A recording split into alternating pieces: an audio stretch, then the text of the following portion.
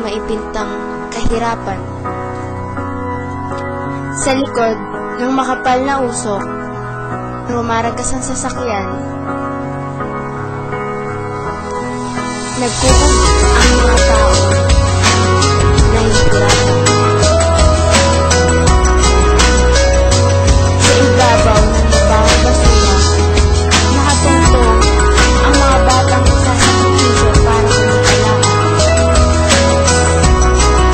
Paano nga ba ito masasolusyonan?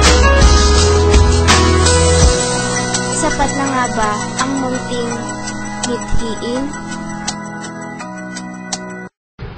Hoy anak! Ano ba? Gumising ka na. Tanghali ka na naman. May late ka na naman. Pangarap. Pangarap kong mabago ang lahat. Nais kong tumulong sa mga taong naghihirap. Nais kong mapagaan lahat ng kanilang magbigat na pasanin. Inisikapin kong makapagtapos sa aking pag-aaral upang maging isang magaling na pinuno. Isang pinuno ng mga ngasiwa upang umangat ang ating ekonomiya. Pero paano kaya? Paano kung ako mismo ay meron din mabibigat na pasanin? Ay, nako. Hindi naman ako. Hoy anak!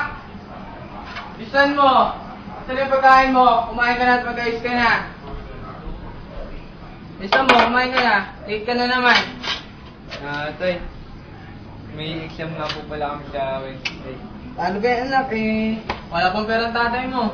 Pero titignan ko kung medyo malaki yung makukuha kong pera at yun na lang ang gamitin mo. Okay? Sige, kumain ka muna.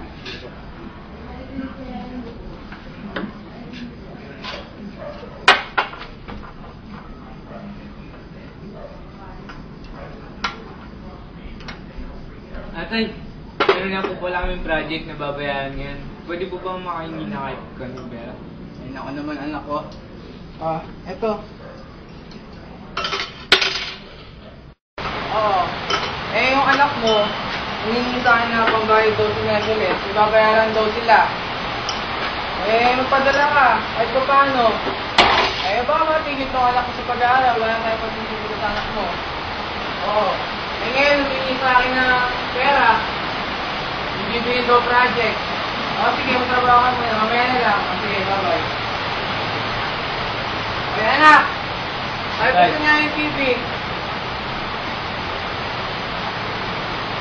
Nakaambarin ang panibagong pagtaas sa presyo ng mga produktong petrolyo naman sa susunod na linggo. Kaya mga tsuper ng jeep ay hihirit na rin daw po ng 10 piso na minimum na pasahe. Nakatutok si Julius Segovia. Matapos ang 2 linggong may magkasunod na rollback, big-time oil price hike naman daw ang nakaamba sa susunod na linggo. Halos wala na kami kinikita eh. Napupunta lang sa diesel eh. Mas kokonti lang yung baba, mas malaki yung taas. Pwede na ba kaya kontrolin ng gobyerno yan, pagtaas? Although there's no shortage in supply, hindi natin maasahan na bumaba ang presyo. No? Kasi supply is just enough for demand. Ayon sa mga sources sa oil industry, sa unang 3 araw ng linggo, halos $6 per barrel ang itinaas sa presyo ng diesel o katumbas yan ng halos 2 pisong dagdag presyo. Ang gasolina naman, higit $3 per barrel ang itinaas o katumbas ng sobra sa pisong dagdag presyo. Hihintayin pa raw ng DOE at oil companies ang huling 2 trading days bago makuwenta ang eksaktong OPH. Palagay ko mas safe na magkarga na ngayon. Ang ilang transport groups, tila puno na. Magpepetisyon na ang pasang Mazda at iba pang grupo sa LTFRB sa Lunes. Gusto nilang gawing 10 piso ang kasalukuyang 8 pesos na minimum fare sa jeep. At dagdag na 35 centavos din sa susunod na kilometro matapos ang first 4 kilometers. Masakit sa loob namin to, subalit hindi namin kayang tiisin pa ang ginagawang panloloko ng mga lintik na ito na supplier ng ating langis. Masyado na hong nasasaktan ang hanay ng transportasyon. Julius Segovia, nakatutok, 24 oras. Ay, buhay nga naman.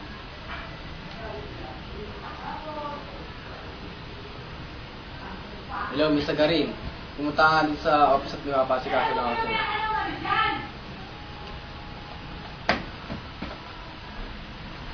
Sir, ano po yun? Anong oras daw ba meeting mamaya, sabi ng mga may-ari ng gasoline station? Mga 9 o'clock daw po dun sa fast food. O sige. Pa-discuss na lang itong mga papeles at may appointment pa ako. Sige po, sir. May pag-uutos pa po ba kayo? Wala na. Ay, nako. Parang pagpasada na. Tanganin na. Tay. Anak. Ayos na ba? Sige. Agahan ng uwi, Pagka uwian, diretso uwi kagad sa bahay. Matayang gawain. Sige, ingat.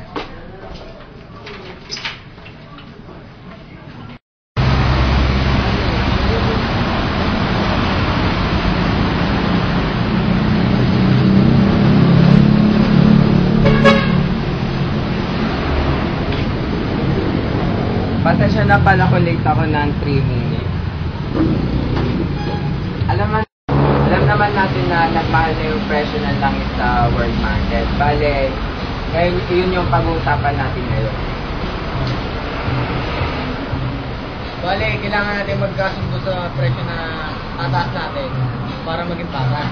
Tama yun kasi kung ako magtataas, ngayon yung presyo lang ng mga Oo, tama yun. Kailangan natin gawin yung para magkasundo sa presyo. Bali yung presyo sa halos $6 per barrel ang tinaas o katumbas yan ng 2 piso dagdag presyo sa diesel. Sa gasolina naman halos $3 per barrel ang itinaas o katumbas ng higit sa piso dagdag presyo. Sige, okay na. O sige, pwede na yun. Ano? Kung gayon, sino yung unang magtataas? Bali yung nakaraan na kayong Petron. Bali ang bigyan naman natin ng pagkakataon na unang magtaas yung Caltex tsaka yung Chevron. Kaya ba kayo? Bali, papayaran na natin sa media para madami na ng mga tao. Oo, tama. Mabuti na yun. Sige.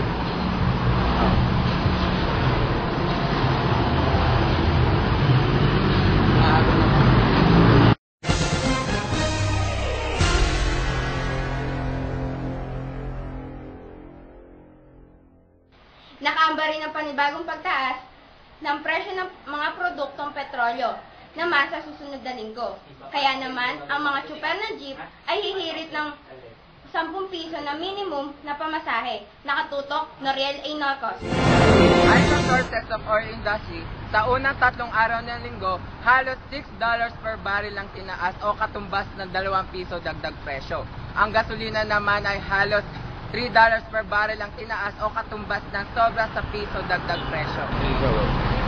Matapos ang 2 linggong magkasunod na rollback, big time oil price hike naman ang nakaambas sa susunod na linggo.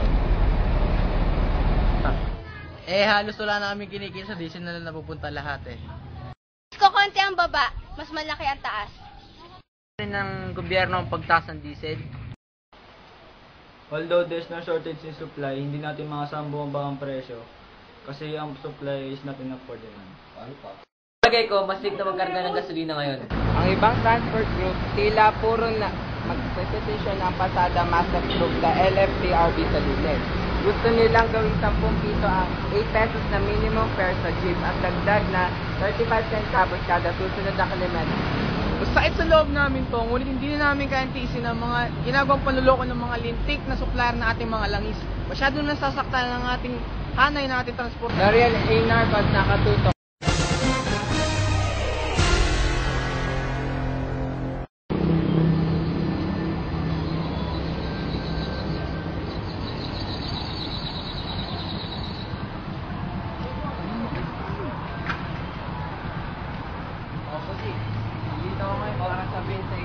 Magtataas tayo ng presyo kada litro. Mga alas 6. Kasi po, kasuhin ko po. Kasi po yung mga naka-display doon, papunta ko na po. Tama, mabuti pa. O, sige, marami pa kasi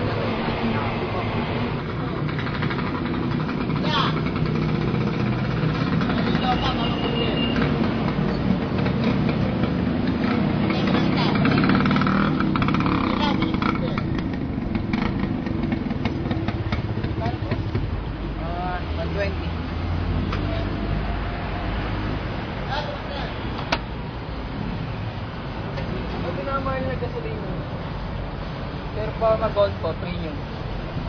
Kaya po ba? Premium yan eh.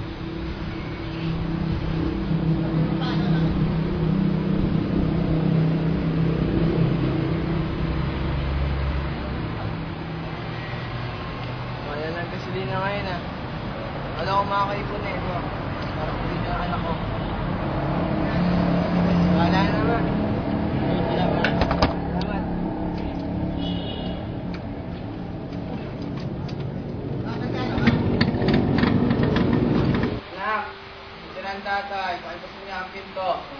Ayan po.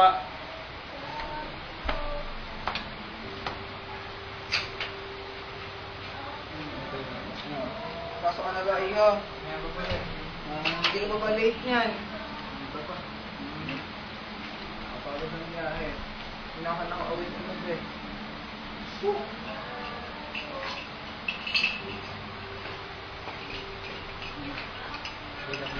Salamat anak. Kumain ka na ba? Natapos na. Ano bang balita? Hindi na po kayo tayo nakakawit ng gabi ba? Yun yan anak eh. Kailangan mong trabaho ng mabuti para may condition ka. Tapos, nabalo pa sa balita na tumaas pa ang presyo ng gasolina. Kaya ako kailangan naipon ko.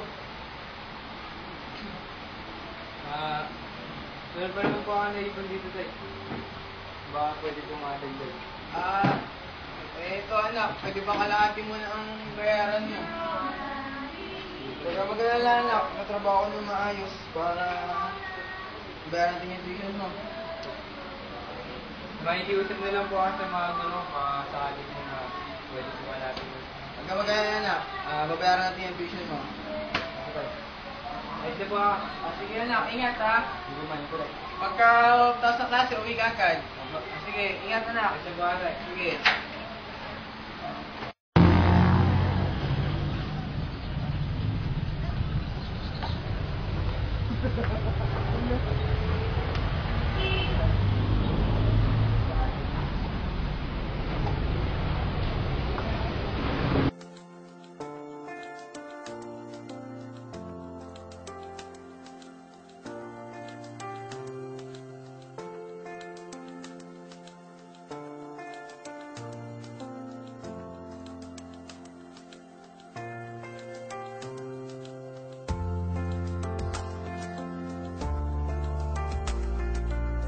Dear President Benigno Simeon Noynoy Aquino III. Ako nga po pala si Vince Alcaraz na isang simpleng mag-aaral. Nais ko pong ipaalam sa inyo ang mga bagay na maaaring hindi ninyo napupunan sa bansa. Batid ko po bilang isang estudyante na maraming mga taong nahihirapan sa pagtaas ng petrol sa Pilipinas, sapagkat kaalinsabay nito ang pagtaas ng iba pang pangunahing produkto. Dahil din dito, maaaring tumaas ang pamasahe na kung saan maraming mahihirap ang lalo pang hihirap. Sana po ay bigyan niyo po ito ng pansin. Maraming salamat po. Lubos na gumagalang, Vince.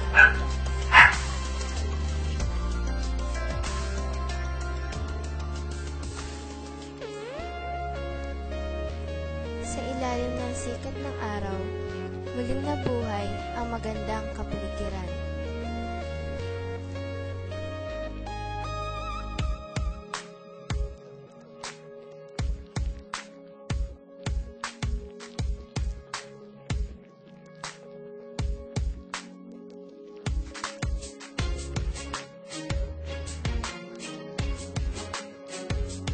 Sa gitna ng maaliwalas ng simoy ng hangin, mga taong may magandang posisyon sa buhay,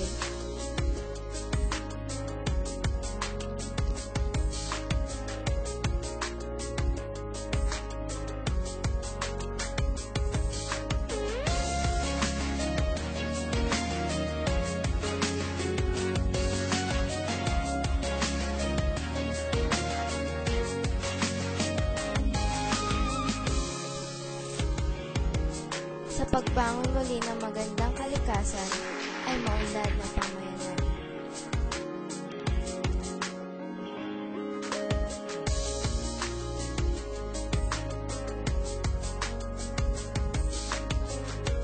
Ito ang aking mitiin, ang aking pangarap.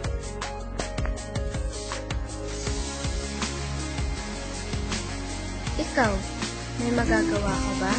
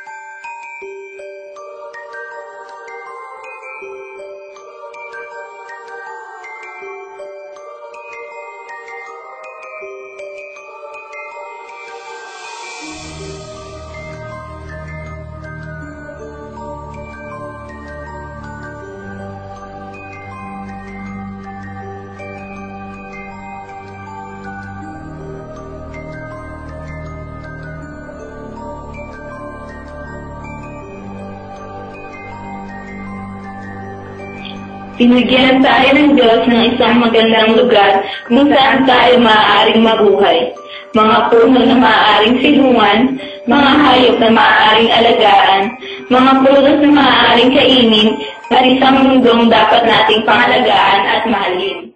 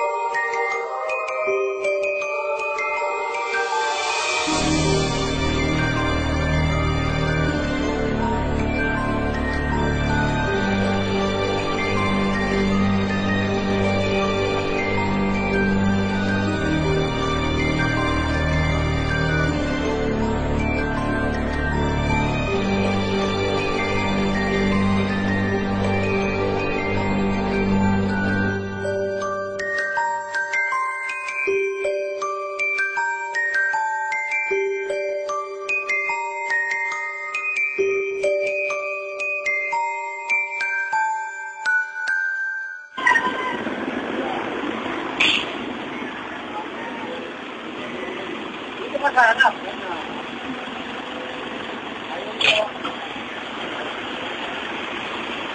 Kaya ariya ka ba bakmak ano?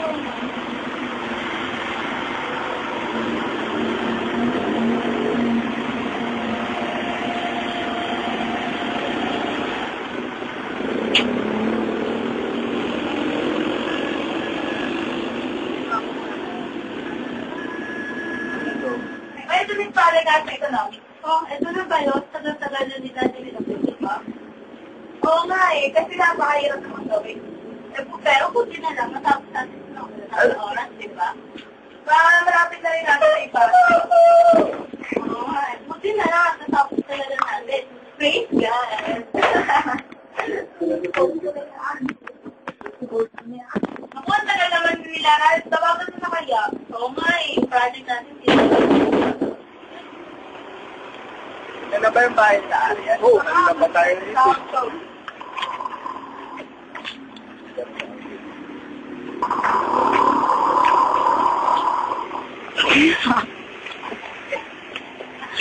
Si Rolfo. Ay, may tao. Ayos na ba to? Oo, hindi. Wala kayong tao. Labing ko na yung wala eh. Ano nangyari? Ito, tingnan nyo. Ito yung nagawa namin ni Rose. Kailangan na lang naman dyan yung pagdiwan. Pwede ka naman umupo. Hindi pwede. Mainit eh. Mamaya na ito. Huwag muna tayo dito na ba pala? Di ba wala? Wala naman. Tingnan mo. Kasi medyo saksak mo ah. Sorry na ako kasi.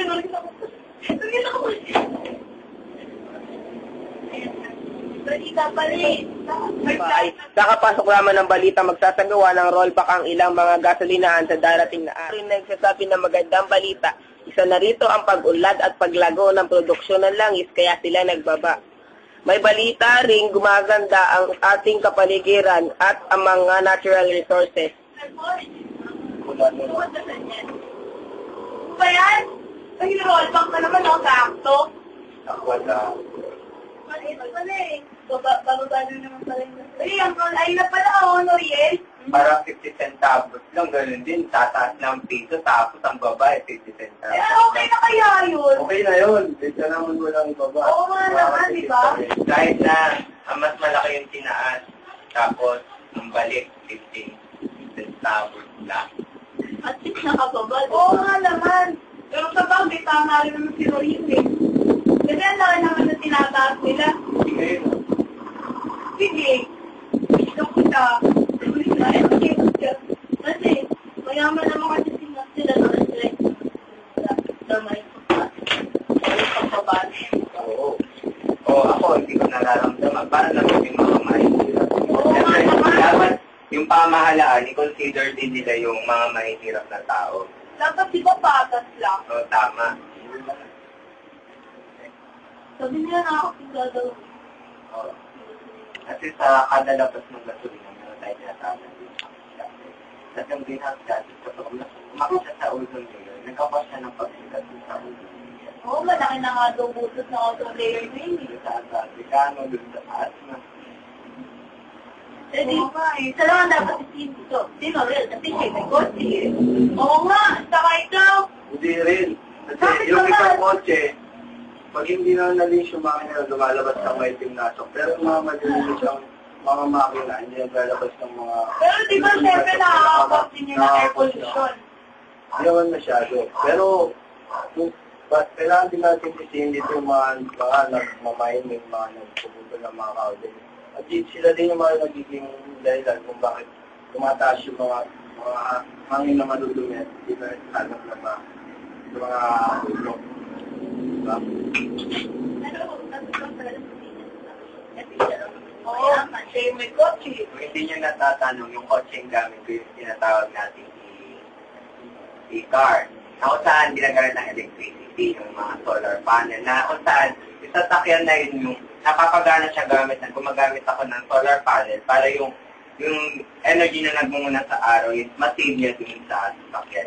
Yung mayama ka pala talaga. Then kasi kahit na gumastos tayo, maging nature lover naman tayo. Eco-friendly pala ang car mo eh. Tama. Dito naman sa pagtulan ng mga pamahalaan yung pagtaas ng gasolina. Pagtulan na lang nilang mabuti yung paggawa ng mga electrical na kotse para makatipid sa gasolina, makatulong pa tayo sa atin. Okay, pero diba, nangangailangan pa rin sa paggamit ng e-car. O kaya di ba gamit ng solar panel.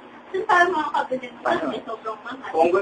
Kung hindi naman pamahal, siguro mag-isip na tayo ng magandang best alternative din sa gasolina o sa tinatawag natin yung mga natural, pwede namang ibalik yung kalesa.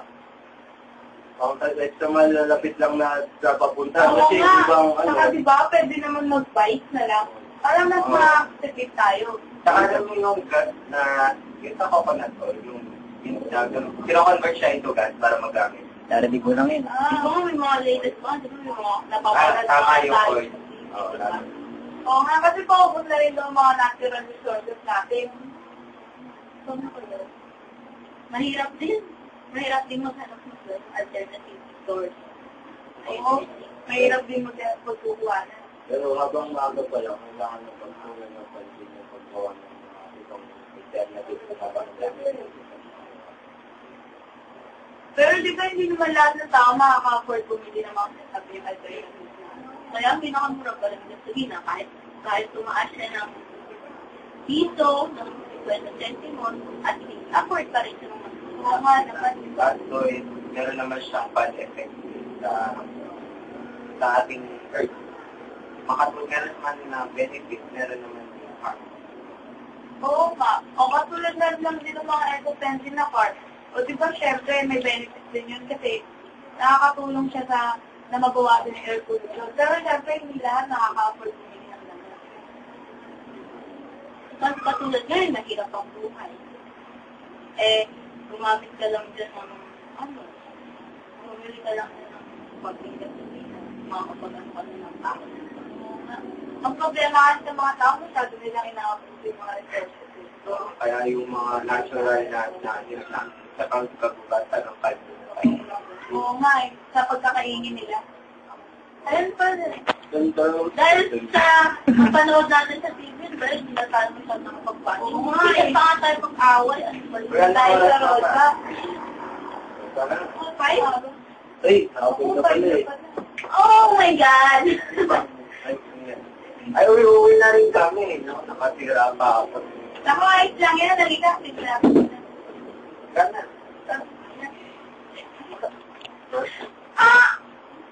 Ayun na, uwi na yan. Sige, mauna na kami. Ano na namin kayo? Sige lang. Post mo lang.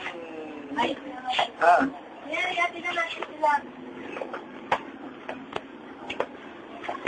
Paano ko mauna na?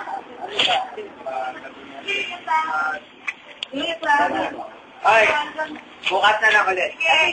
Bye. Ingat kayo. Ingat.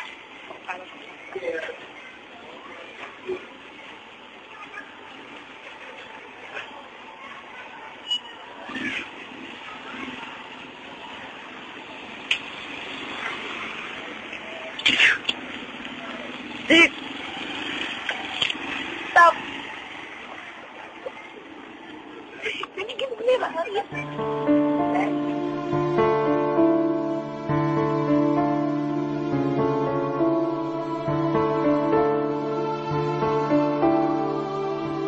Ngunit, ano ang ginawa natin?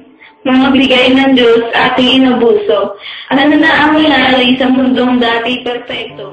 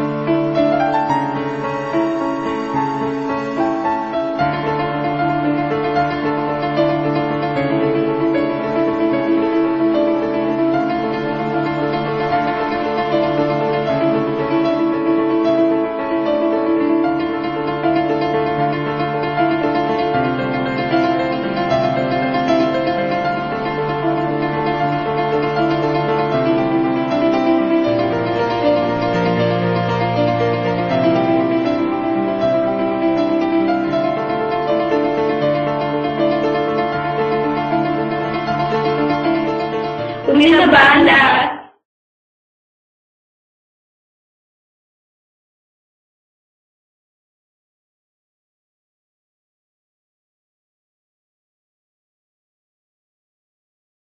Muling nagmahal ang presyo ng produktong petrolyo sa world market at sabi ng Department of Energy, posibleng sumunod rin ang Pilipinas sa linggong ito.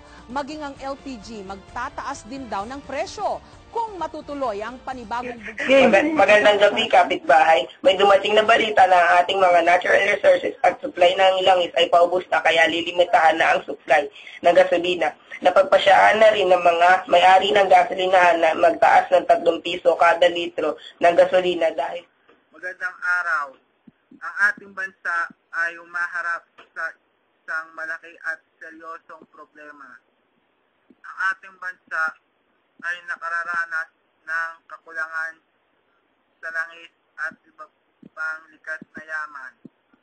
Nais ko lang po na ipabati na ginagawa po ng ating gobyerno ang lahat ng aming makakaya upang malutas ang krisis na ito. Maraming salamat po.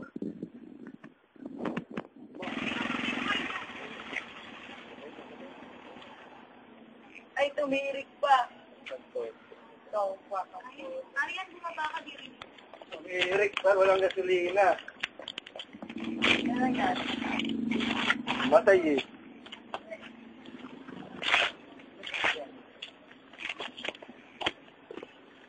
Nangyari dyan? Gagi, ay na. Ay mag-start.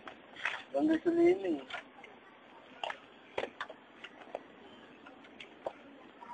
Ano nga?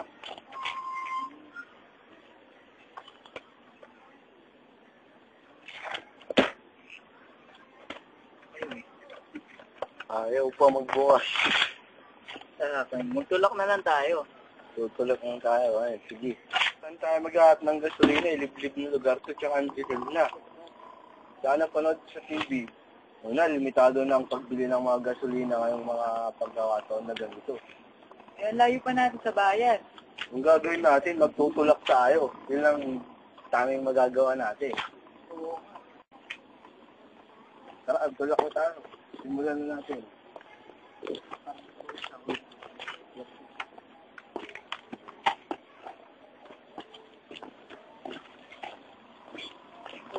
Okay na.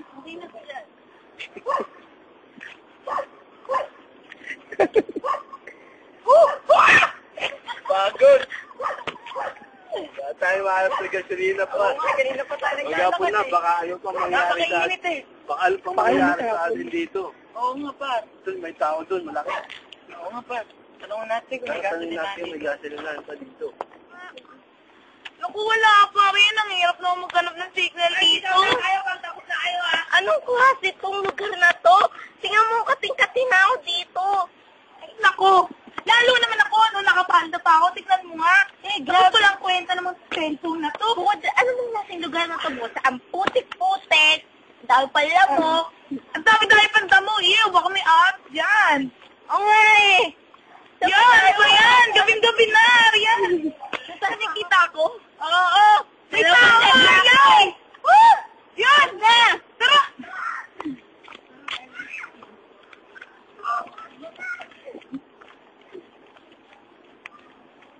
Hello? Ay, hindi. Ayos kami. Woman! Pwede magtanong, ate? Ano ba yun? Dito meron po kayo? Nakagasolinahan. Naku, gasolinahan na naman. Yan nga ang problema namin. Sa'yo ba alam nyo? Hindi na, kaya pa kami naghanap kasi. Ay, ganun ba? Kaya nga rin kami naghahanap eh. Kahapon na kami dito. Lalo naman kami, kahapon pa. Ikaw, sumama ka na. Sumama ka na rin para sama-sama tayo. Saan naman? Maghanap. At tara, maghanap tayo. Trip ko. Nakakapagod na naman to. Ang dami na. Ew, yak. Ano po? Magpabuha dito yung sasakyan nyo. Tara na. Ano ba yan? Nalayo-layo na naman sasakyan natin. Wala pa yung mga kasamahan natin. Nasa na ba sila? Di ko nga rin alam eh. Nahiwalay na kasi tayo. Ba't pa kasi tayo humiwalay eh? Ewan ko pa. Naghahanap kasi tayo ng ano eh. Wala pa tayong gasolina. Ano ba yan? Napakagain naman ang lugar ito. At dilim-dilim siya. Tapos ang lamok-lamok pa. Init pa naman yan. Init-init. Gusto pa naman ang dengue ngayon. Yaka mo na nga. Asa na kaya sila? Natin. Tapos na ako. Dahil lahat na nito. Dahil na ang narating natin. Uy, may bike. Pwede pa kaya itong sabi. Natisya ba yun? Oo, natisya. Yung siya pinaganin. Ayun pala eh. Tisha! Uy, ang tadyala na kayo. Pinatas nakita, dilim kasi eh. Kaya nga, sayang walang maputi. Ano, may nakita ba kayong gasoline station? Wala. Kita mo naman napakaliblib, di ba? Malay mo lang. Wala, naiwan na nga yung sasakyan namin. Alam mo, Padre, pag init-init pa, napapagod na ako. Ano mo ba ang hati? Sige lang, tara dito. Tara nga. Cut mo. Ang game ko na tangin. Sabi na, wala tayong nahanap na gasolinahan. Hanap nga eh. Sana tinipid ko na lang yung ibang natitira kong gasolina kahapon. Para hindi tayo naubusan noon. Ba't nagdugas na lang tayo eh? Kasi kahit sa malapit na, malapit na pupuntan, kung magamit pa ako ng gasolina, sana magagamit ko na lang. Cut mo nga. Dapat yung pwede lang muna kayong memo. Bago ka pag-uwi.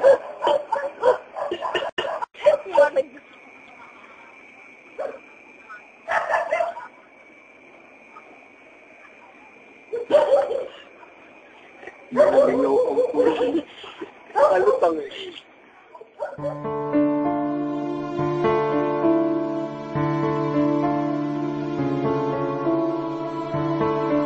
Ngunit, ano ang ginawa natin? mga bigay ng Diyos ating inabuso. Ano na ang nangyari sa mundong dati perpekto? Nasira ang buhaw na langit dahil sa polusyon. Mga halaman, mga puno'y na dating matibay, ngunit tumigay na at namatay na ngayon. Huli na ba ang lahat? Huli na ba para ating itong mga